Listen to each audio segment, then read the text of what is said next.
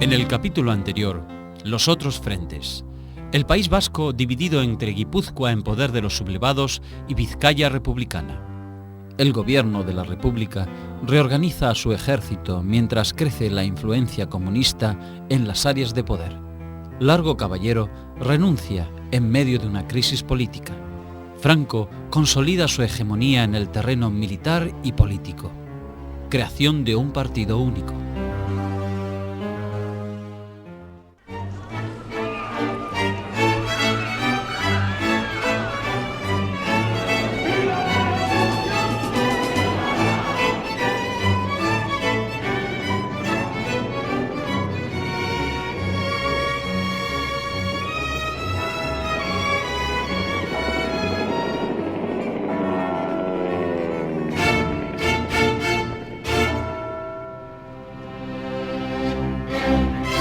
La campaña del norte y las contraofensivas republicanas.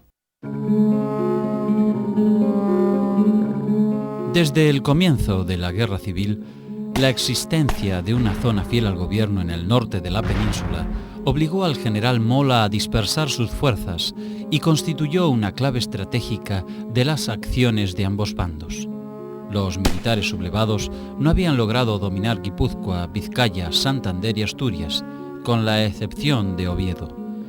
Pero la pronta conquista de Guipúzcoa por Mola dejó aislado el norte por tierra del resto del territorio republicano. Por otro lado, la resistencia de los nacionalistas vascos, manifiestamente católicos, cuestionaba el discurso rebelde que pretendía identificar su sublevación con una cruzada religiosa. Los nacionalistas vascos abrazan la causa republicana porque piensan que en el otro bando los militares nunca les concederán la mínima situación autonómica. Y entonces están son una isla en un océano, en una zona republicana y de izquierdas. Ellos son conservadores y católicos. Los republicanos del norte quedaron relativamente aislados de las decisiones del gobierno central y de cualquier ayuda en alimentos y material de guerra que necesitaban con urgencia. Este aislamiento reforzó también la autonomía recién obtenida por los vascos, que, bajo la presidencia de José Antonio Aguirre, crearon un ejército propio, de base miliciana, y se negaron a aceptar la autoridad del general Francisco Llano de la Encomienda, enviado por Francisco Largo Caballero como jefe del ejército del norte, que solo existía en el papel. Las fuerzas vascas fueron puestas a las órdenes del comandante Arambarri, y el general Llano de la Encomienda debió retirarse al cuartel general de Santoña, en la costa cantábrica, al pie del monte Buciero, sin ejercer ninguna función efectiva. El gobierno vasco no entiende que se debe hacer una campaña coordinada y ellos creen que deben hacer una campaña por su cuenta. Hacer una campaña por su cuenta le supone quedar privado de muchas ayudas, por ejemplo, de la aviación. Esta es una de las razones que hará que el ejército del norte nunca sea real y que nunca haya coordinación entre las acciones militares en Asturias, en Santander y en el País Vasco. En general, la postura del gobierno vasco con el gobierno de la República es de no colaboración o de colaboración muy a su aire. En Asturias se constituyó la Junta Interprovincial de Asturias y León, presidida por el socialista Belarmino Tomás y dominada por las corrientes políticas de izquierda que orientaron a la provincia hacia una especie de autonomía y a un experimento radical socializante, contrario al del gobierno central y reacio a transformar el sistema de milicias en un ejército regular. Estas actitudes impidieron que las provincias del norte actuaran en bloque y constituyeran una amenaza para los ejércitos rebeldes que operaban en el centro de la península. De hecho, para el gobierno republicano existía teóricamente el Ejército del Norte, constituido por 3 cuerpos de ejército que nunca fueron realmente efectivos.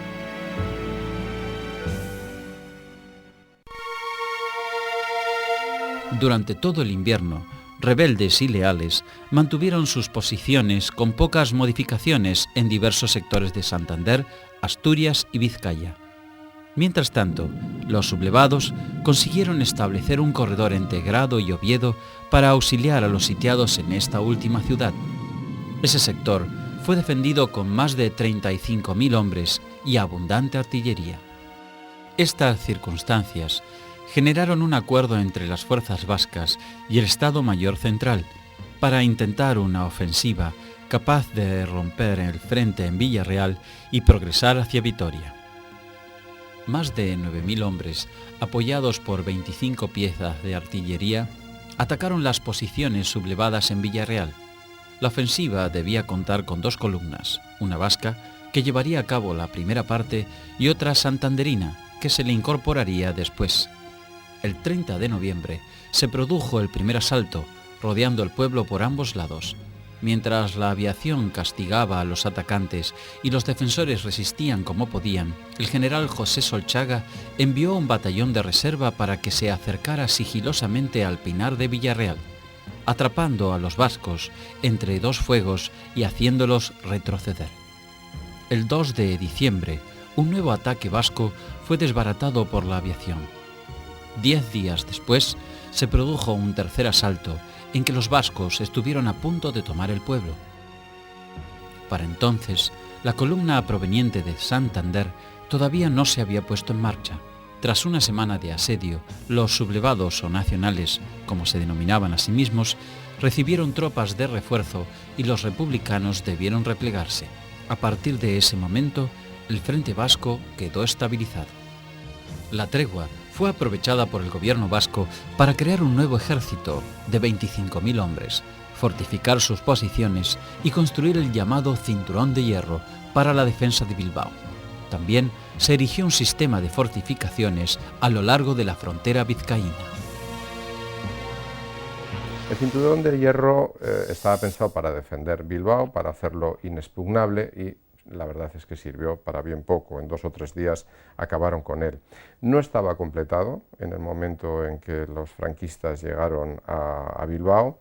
Además, uno de los artífices de Goicoechea, que había sido uno de los artífices de la construcción del Cinturón de Bilbao, se pasó al enemigo, de manera que se pasó con los planos y por lo tanto el enemigo sabía los puntos débiles del Cinturón de Hierro, y sobre todo había un hecho incontestable, y ese hecho fue que los nacionales tenían aviación. Por su parte, los sublevados organizaron 4 brigadas navarras de unos 6.000 hombres cada una, destinadas a funcionar como punta de lanza en las futuras acciones. En estas fuerzas, los principales batallones de la infantería eran tercios de requetés, navarros y vascos, pero los acompañaban tabores de regulares, banderas de legionarios y batallones de soldados de reemplazos veteranos. La artillería, ingenieros y servicios siempre estaban constituidos por soldados. Franco y Mola jamás habrían permitido una brigada formada exclusivamente por requetés tradicionalistas. El 17 de febrero de 1937, el acorazado España bombardeó intensamente la ciudad de Bilbao. Al día siguiente, el mismo tratamiento recibiría Barcelona desde el crucero Canarias.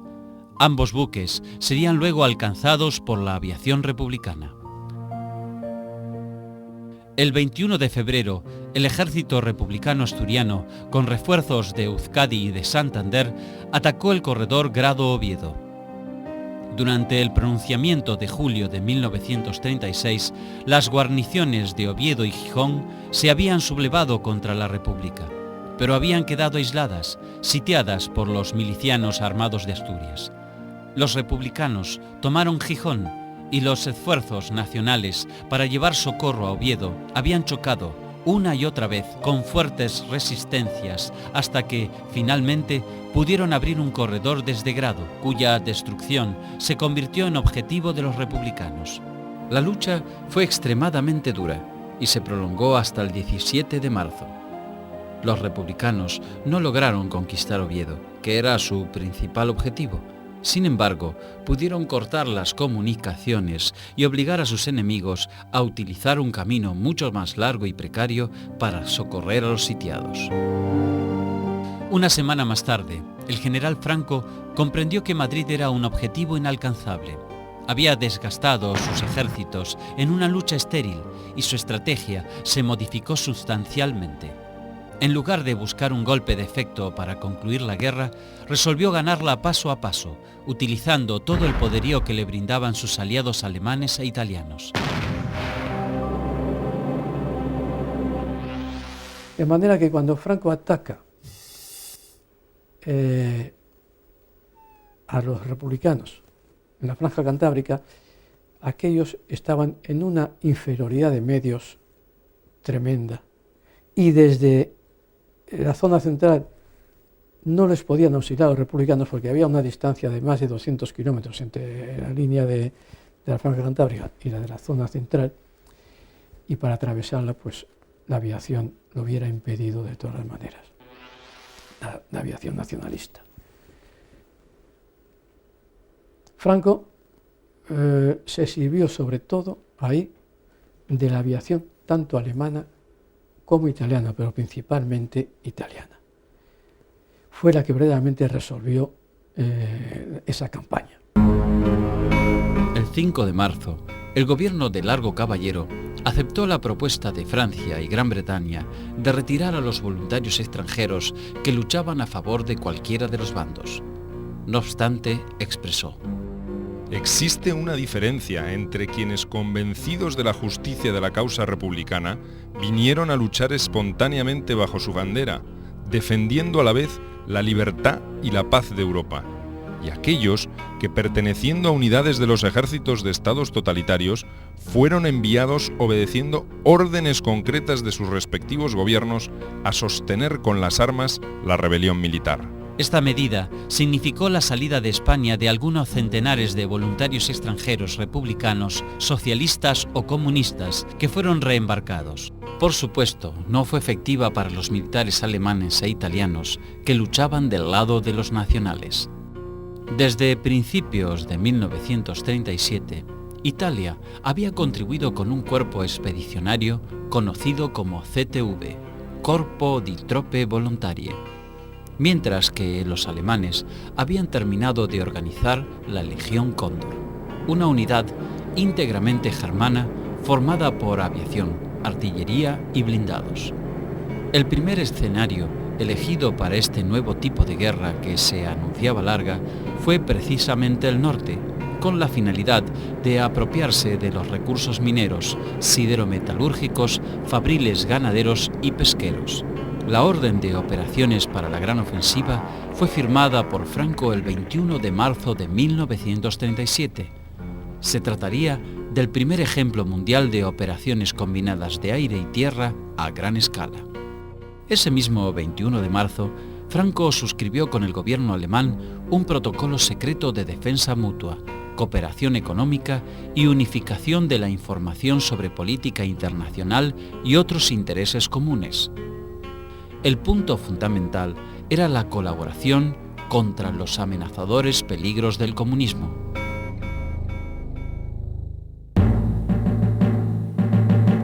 El 31 de marzo, Mola dio comienzo a la ofensiva para romper el perímetro fortificado de Vizcaya y los nacionales ocupaban Ochandiano tras 4 días de combate. Los aviones alemanes bombardearon tanto concentraciones militares como ciudades. Durango quedó virtualmente destruida y numerosos civiles resultaron muertos. Pero la ofensiva, conducida por el general José Solchaga, acabó agotándose y los franquistas no lograron romper el frente hasta la segunda quincena de abril. Ante la peligrosa situación, el gobierno de Aguirre decidió entregar el control de las operaciones al general Llano de la Encomienda, pero esa subordinación al gobierno central no implicó el envío de los refuerzos que el general pidió desesperadamente, porque las fuerzas de Mola estaban apoyadas por 1,5 centenares de bombarderos y cazas, mientras las fuerzas vascas, aunque se les enviaron numerosos aparatos, nunca lograron reunir más de 10 o 12 para su defensa. Muchos fueron derribados nada más llegar, y otros fueron destruidos en aeropuertos mal defendidos. En las acciones del norte, Los sublevados habían fusilado a algunos curas nacionalistas vascos. Ello constituía una mala prensa. No fue extraño, por eso, que el 10 de abril la Junta de Burgos instituyese la obligatoriedad del culto a la Virgen María en todas las escuelas de la zona rebelde. Franco, que no se había sublevado por razones religiosas, vio muy pronto que le era sumamente conveniente este maquillaje religioso. Y entonces trata con gran deferencia a los eclesiásticos, etc. Pero no procede inmediatamente a la derogación de las leyes anticlericales de la República.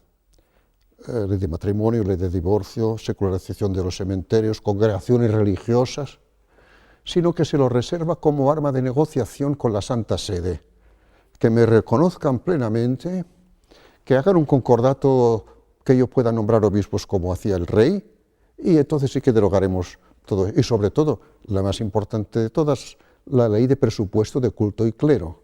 En la parte nacional se van dando decretos como remiendos de tipo católico, como ese hilo de los crucifijos, depuración de los maestros, echar a los que sean republicanos o de izquierdas, pero las grandes leyes republicanas no se derogan hasta el final de la guerra o después de la guerra, porque se lo reserva.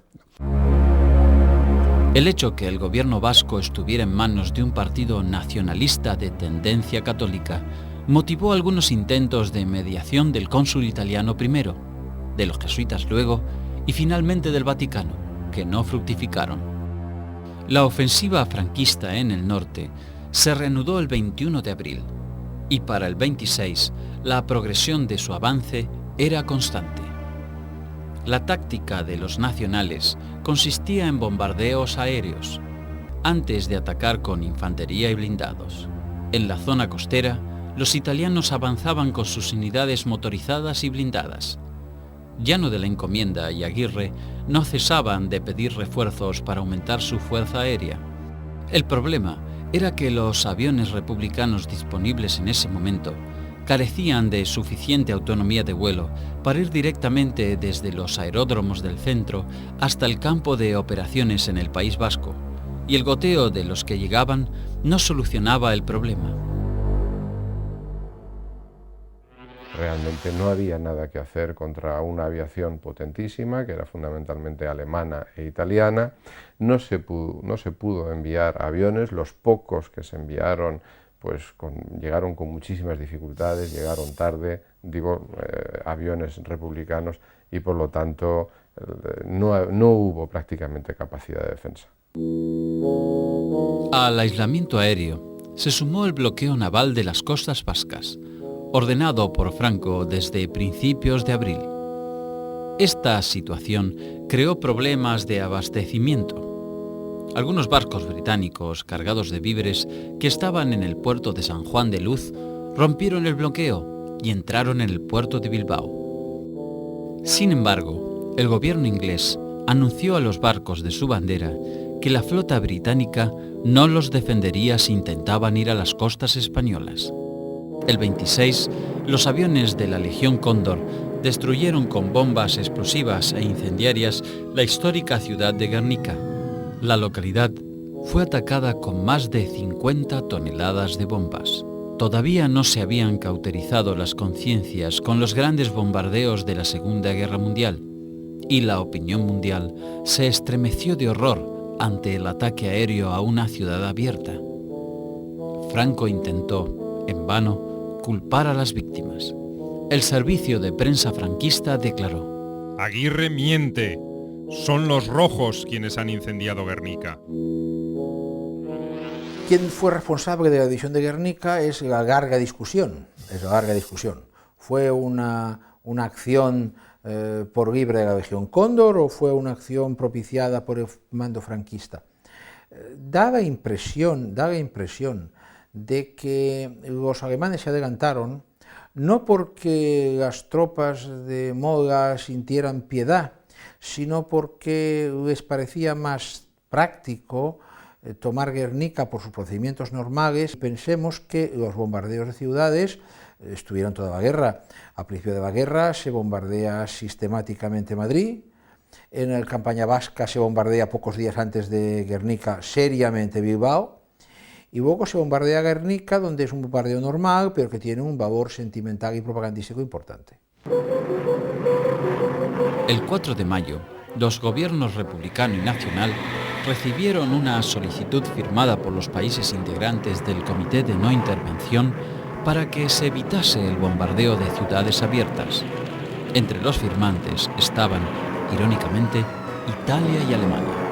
A pesar de la impopularidad internacional, la táctica de utilizar el poder aéreo en forma abrumadora estaba dando sus resultados a las fuerzas nacionales. Los soldados vascos se desmoralizaban por el bombardeo constante a sus posiciones y el gobierno de Aguirre acentuaba sus peticiones de armas al gobierno central, que gastó en esa campaña de forma inútil parte de sus reservas aéreas. Mientras tanto, Franco parecía tener otras preocupaciones. El 27 de abril estableció el saludo nacional. Decretó que sería tal el constituido con el brazo en alto, con la mano abierta y extendida, formando con la vertical del cuerpo un ángulo de 45 grados.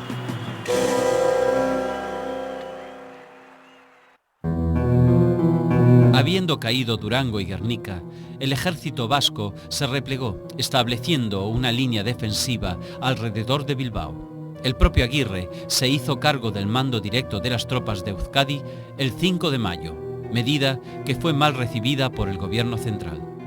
El general Llano de la Encomienda, en cambio, envió un telegrama de felicitación que terminaba diciendo: El Ejército del Norte, excelentísimo señor, se enorgullece al contar en sus cuadros activos al presidente de Euskadi. La situación, sin embargo, no era alentadora.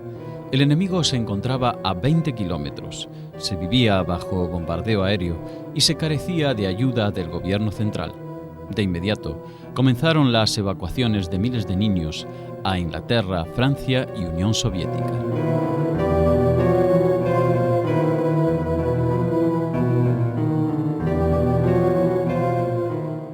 El general Llano de la Encomienda, como antes el Francisco Ciutat y como después el general Gamir Ulibarri, la misión que tenían encomendada era establecer un solo ejército en el norte, es decir, un solo ejército que incluyera a las fuerzas del ejército vasco, las divisiones operativas de Santander y las de Asturias.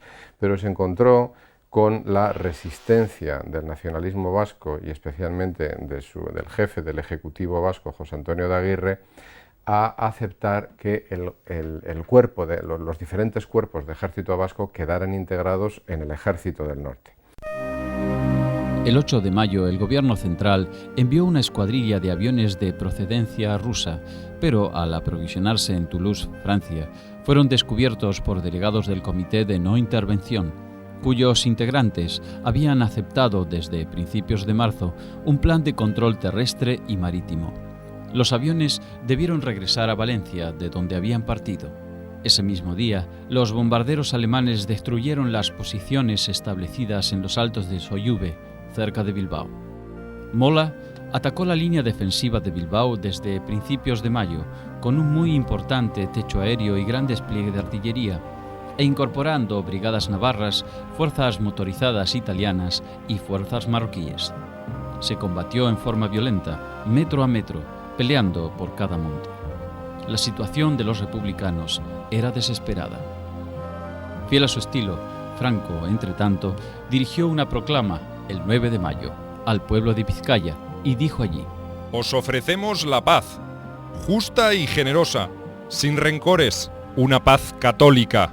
Deponed las armas antes de que, conquistada Vizcaya por la fuerza, tengáis que someteros a los severos dictados de los vencedores. El 16 de mayo, Aguirre telegrafió al gobierno central: Llevamos 47 días resistiendo ofensiva más potente desarrollada, sin pan, sin aviación, sin marina, sin auxilio, evacuación, entregados exclusivamente a nuestras propias fuerzas, sin ofensiva, otros frentes convertidos espectadores. Su mensaje no tuvo quien lo escuchara. Largo Caballero había dimitido el día anterior. El 17 de mayo, Juan Negrín recibió de Manuel Azaña el encargo de formar nuevo gobierno, lo cual hizo, pero sin poder convencer a los dirigentes sindicales de estar representados en un nuevo Consejo de Ministros. La CNT declaró no estar dispuesta a prestar colaboración directa ni indirecta al gobierno de Negrín. La UGT, por su parte, estaba más interesada en combatir a los elementos trotskistas del POUM y en establecer un comité permanente de unidad de acción con la CNT que en atender al llamamiento del nuevo gobierno republicano. Los republicanos no pudieron pasar aviones al norte. Tenían allí unos aviones viejos, aquellos Breguet y Newport, y solamente haciendo gala de una gran temeridad, lograron pasar desde Madrid al norte 2 escuadrillas republicanos, una de Chatos, de famoso I-15, y otra de Moscas, el I-16, que eran muy buenos cazas, pero 2 escuadrillas solamente, frente a los 300 aviones más o menos que utilizaron allí los nacionalistas. El 17 de mayo, el flamante ministro de Defensa, Indalecio Prieto, logró enviar una gran expedición de cazas y bombarderos que habían sido mandados por los rusos desarmados y luego fueron montados en España. Un temporal hizo retornar a muchos de ellos. El resto fue descubierto por los nacionales en el aeropuerto de Popon-Loc, en Francia, y denunciados al Comité de No Intervención. Debieron regresar, lo mismo que la anterior expedición. Era imposible llegar al País Vasco sin arriesgarse al vuelo directo. A tal fin, se intentaron algunas modificaciones técnicas, pero ya no quedaba demasiado tiempo. Solo pudieron enviarse 3 escuadrillas, que resultaron insuficientes. El comandante Francisco Ciutat de Miguel expresó en una carta al Estado Mayor Central el 24 de mayo. Con menos de 45 cazas no hacemos nada, y conste que doy cifras mínimas. Actualmente tenemos 15 cazas en vuelo y 5 en reparación. Resultó imposible enviar la fuerza aérea requerida. A cambio, se destinó al general Mariano Gamir Ulibarri para dividir el frente, con un criterio más acorde a la realidad de los acontecimientos. El 31 de mayo, a la vez que Alemania e Italia se retiraban del pacto de no intervención, Gamir Ulibarri se hizo cargo del ejército vasco, desplegado en Vizcaya, mientras, llano de la encomienda, quedó encargado de Asturias y Santander. Terminó así el breve período de mando militar de Aguirre. Ese mismo día, las posiciones republicanas de Orduña eran bombardeadas por la Legión Cóndor y las fuerzas vascas reconquistaban Peña Lemona.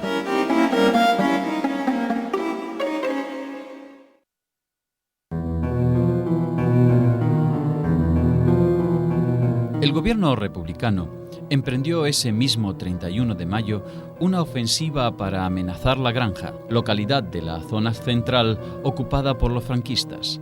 Se trataba de una maniobra de diversión para obligar a los rebeldes a distraer fuerzas del Frente Vasco y para evaluar la capacidad ofensiva del Ejército Popular.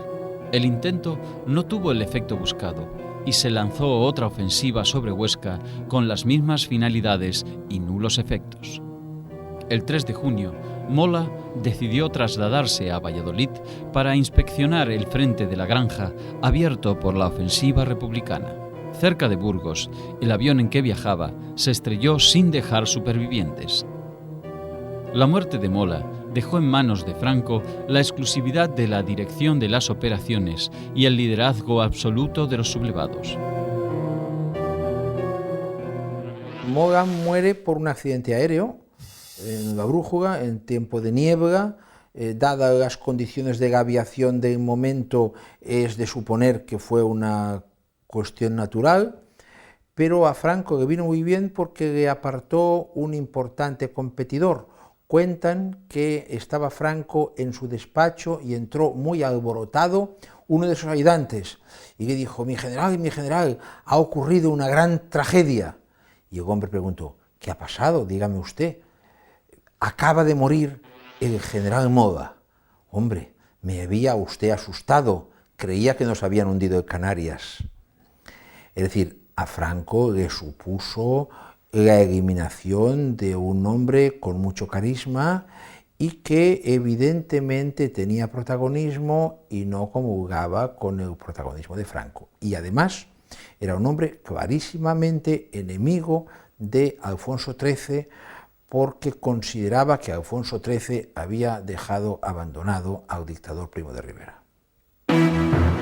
En el norte, las operaciones rebeldes quedaron bajo el mando del general Fidel Dávila, que inmediatamente inició la ofensiva final.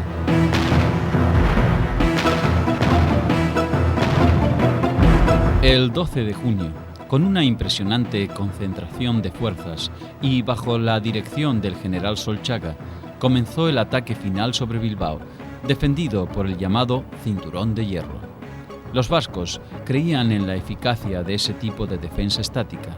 No obstante, la fuga al campo rebelde de un ingeniero que había participado en el diseño del Cinturón de Hierro puso los planos de las posiciones defensivas en manos de los atacantes. En la más impresionante operación combinada de artillería y aviación que hasta entonces se había visto, los franquistas concentraron toda la potencia de fuego sobre las posiciones más débiles del cinturón y lograron romper sus defensas. La población civil de Bilbao comenzó a ser evacuada por la carretera de Santander bajo la frecuente acción de los aviones de la Legión Cóndor. La población civil, según huía hacia Santander o hacia donde actuaba la Legión Cóndor o la aviación nacional, porque actuaban al unísono, sí que era ametrallada en vuelo rasante. Pero no especialmente aquella que huía hacia Santander, sino, por ejemplo, la que huía del mismo Guernica después del destrozo y después de la muerte causada por todo tipo de bombas incendiarias, destructivas, etc., era ametrallada. ¿Cuál era el objetivo? Pues bueno, el objetivo no era más que sembrar el pánico y el terror entre los que huían. Para el 15 de junio, la situación ya era desesperada para los defensores. La artillería franquista había alcanzado el casco de la ciudad de Bilbao. El 16 de junio, el gobierno de Aguirre tomó una decisión trascendente: no destruir la estructura productiva, especialmente los altos hornos, algo que hubiera perjudicado seriamente a sus enemigos en el futuro. El propio Aguirre explicaría días después a Azaña su criterio. Los militares querían volar unos altos hornos que valen 60 millones de pesetas. Bastaba y ha bastado apagarlos y algún desperfecto bien pensado para que no puedan utilizarlos en muchos meses. Hemos cumplido un deber para con nuestro pueblo que no nos perdonaría jamás el haber erigido la destrucción por sistema.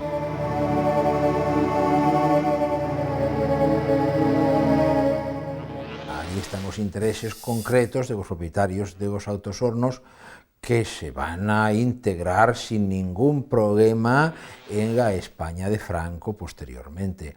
Esto perjudicará seriamente a la República, porque inmediatamente van a ser puesta en producción toda la industria siderúrgica vasca y va a producir material de guerra para el enemigo. Hay un interés clarísimo en conservar unas propiedades, y se conservan. El 18 de junio, el gobierno vasco abandonó Bilbao y se instaló en Trucíos. Al día siguiente, todo había terminado y la Quinta Brigada de Navarra, a cargo de Juan Bautista Sánchez, ocupaba el centro de Bilbao. Con motivo del primer aniversario del levantamiento, Franco pronunció en estos días un discurso en el que, entre otras cosas, manifestó: Yo tengo la serena confianza de que un día las naciones que aún nos discuten rendirán tributo de admiración a la juventud española que salvó a la civilización cristiana. También expresó su reconocimiento a Alemania, Italia y Portugal, de quienes dijo: Estrecharon con calor nuestra mano en los momentos difíciles del primer año triunfal.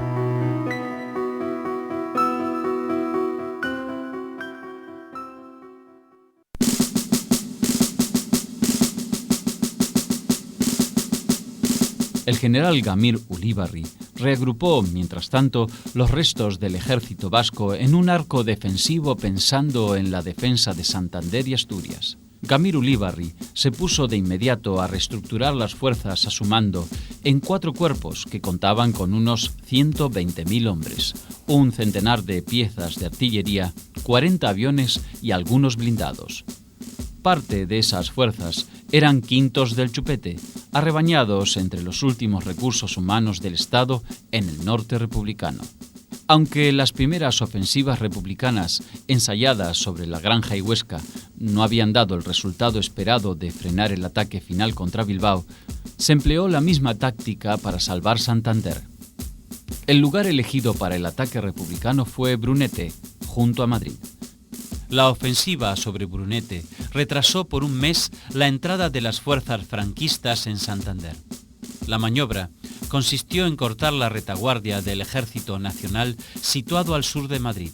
Para ello, el Estado Mayor Central, dirigido por el coronel Vicente Rojo, empleó 80.000 hombres, toda la aviación disponible, 100 carros de combate y 164 piezas de artillería. El ejército republicano probó por primera vez su capacidad de combate en una ofensiva que tenía una gran importancia política, además de militar.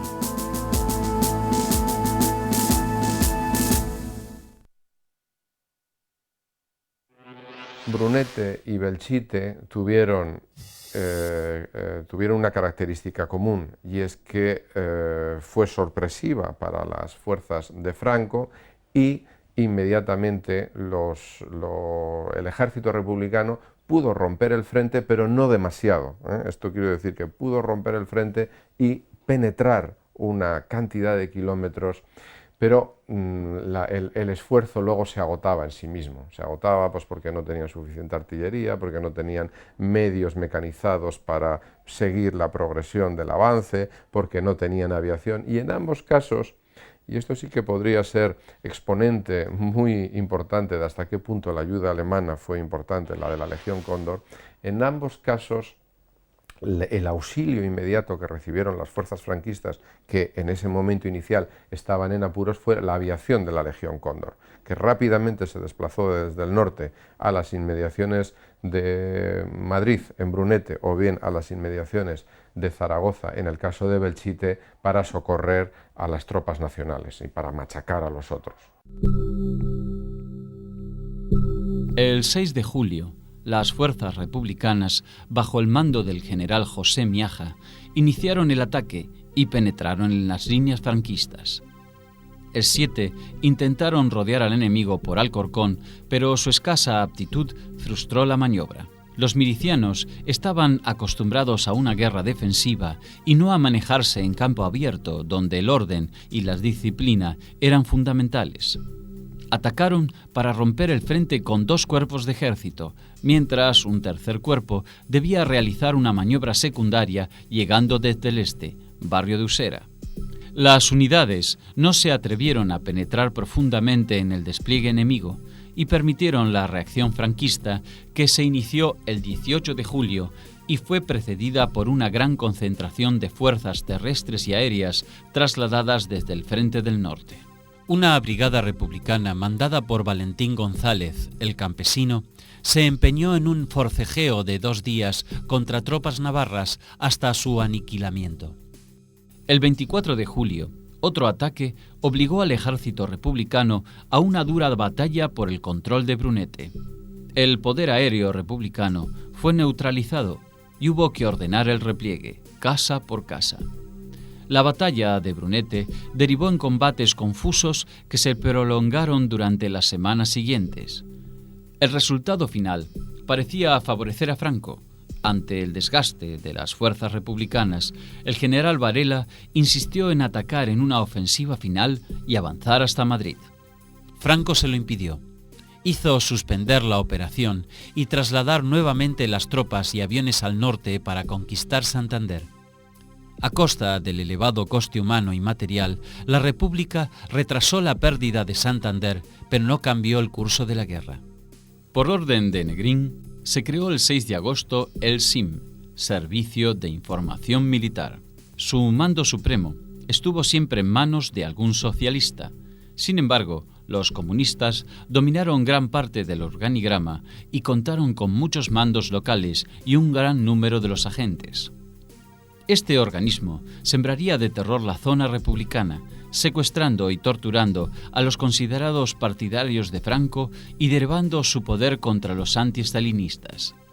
El 7 de agosto, el gobierno autorizó a los católicos de la zona republicana a ejercer su culto, aunque solo en privado. El 14 de agosto, Negrín prohibió cualquier comentario negativo a la política de Stalin. Ello supuso la inmediata censura de los periódicos anarquistas y trotskistas.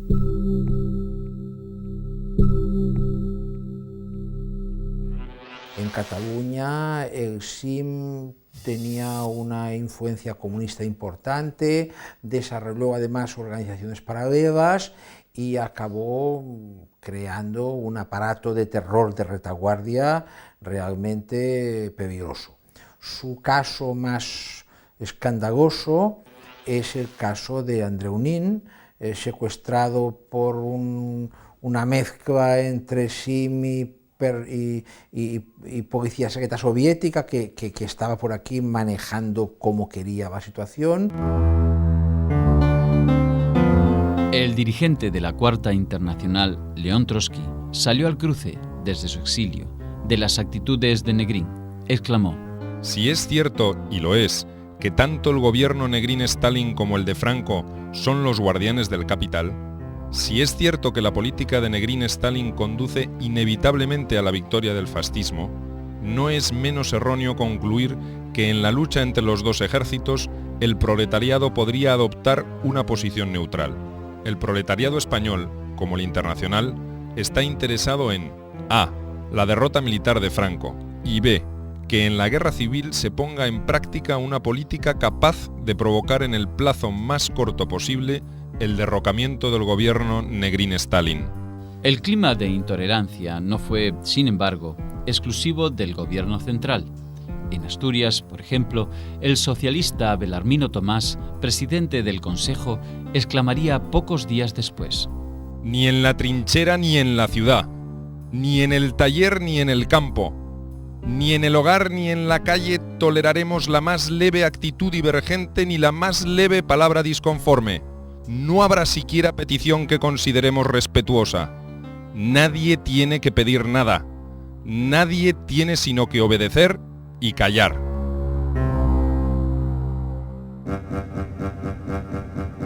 El 14 de agosto, el ejército franquista del norte, mandado por el general Dávila, comenzó el avance hacia Santander. En 3 días, los franquistas ocuparon el macizo de Peñalabra y Reynosa. El 22 cayó Ontaneda, pero un día antes, algunos batallones vascos habían abandonado el combate y se reagrupaban en Santoña, Laredo y otros puntos. A espaldas de Aguirre, el dirigente del Partido Nacionalista Vasco, Juan de Ajuriaguerra, había pactado con el mando italiano para que los gudaris se rindieran por separado y quedaran libres. Ese fue el famoso Pacto de Santoña. El 25, los italianos entraron en Laredo, cuya junta de defensa se rindió al coronel Fergosi, mientras 2 barcos ingleses se preparaban en Santoña para embarcar a los gudaris y otros embarcaban en varios pesqueros. Pero la maniobra fue desbaratada por los nacionales, pues cuando el cuartel general de Burgos conoció lo que ocurría, ordenó suspender aquella operación y los gudaris fueron obligados a desembarcar y conducidos a cárceles y campos de concentración. A la zona fueron enviadas unidades españolas para garantizar que se cumpliera la orden. Mientras tanto, Gamir Ulibarri se replegó hacia Asturias y Santander fue ocupada por los nacionales. Evidentemente, Franco se disponía a atacar Asturias de inmediato y el mando republicano trató de impedirlo. Con la experiencia recogida en Brunete, planeó una nueva ofensiva, esta vez en el frente de Aragón, que se había mantenido tranquilo. Tropas que habían combatido en Brunete, reforzadas por reclutas inexpertos, trataron de romper el frente de Belchite, mientras una maniobra secundaria cortaba la carretera al norte de Zaragoza. El objetivo final era amenazar Zaragoza y la ciudad de Belchite interfería la dirección de ataque. En Brunete los republicanos deberían haber aprendido una cosa que no estoy seguro de que aprendieran, y es que en una maniobra de ataque y ruptura de frente como esta, lo que interesa no es reducir las diversas resistencias que se van encontrando, sino penetrar lo más profundamente posible en el territorio. Empecinarse en conquistar los diversos pueblos fue uno de los errores importantes de Brunete. Pero curiosamente en Belchite siguieron haciendo lo mismo.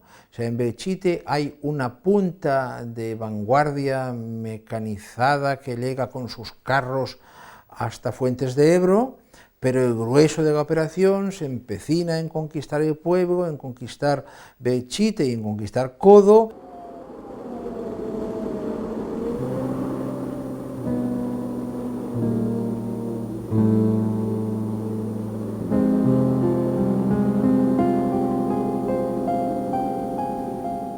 El general Sebastián Pozas inició el ataque el 24 de agosto con la instrucción de no detenerse en objetivos secundarios, como había ocurrido en Brunete. Pero Belchite resistió 12 días y las tropas que tenían que avanzar sobre Zaragoza se detuvieron a 30 kilómetros y facilitaron la reacción enemiga, que terminó frenando la ofensiva. En tanto, el ejército de Dávila solo se detuvo 5 días en Santander antes de atacar Asturias por el norte y por el sur. La columna de la costa, a cargo de Solchaga, llegó a Llanes el 5 de septiembre. La del sur, dirigida por Antonio Aranda, se desplegó por el norte de León para franquear los pasos de montaña. Asturias estaba aislada, con sus puertos bloqueados y con una estructura militar desorganizada y mal equipada. Pero la resistencia fue tenaz, sobre todo en el primer mes de combates. Las brigadas de Castilla no pudieron ocupar el santuario de Covadonga hasta el 1 de octubre, mientras que las de Navarra alcanzaron la línea defensiva del río Sella el 8 de octubre. Por el sur, el avance fue mucho más penoso para los franquistas y Dávila debió reforzar el ataque. Finalmente, el 10 de octubre, Solchaga logró desbordar las defensas del Sella y el 15 sus efectivos se encontraron con los que venían desde el sur. 2 días después, el Consejo de Asturias comenzó la evacuación de sus mejores cuadros militares y el 21 los últimos dirigentes abandonaron Gijón por mar. El frente del norte había desaparecido.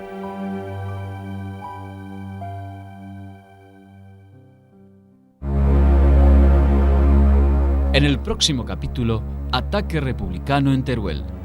Con Negrín, la República intenta una estrategia militar más agresiva.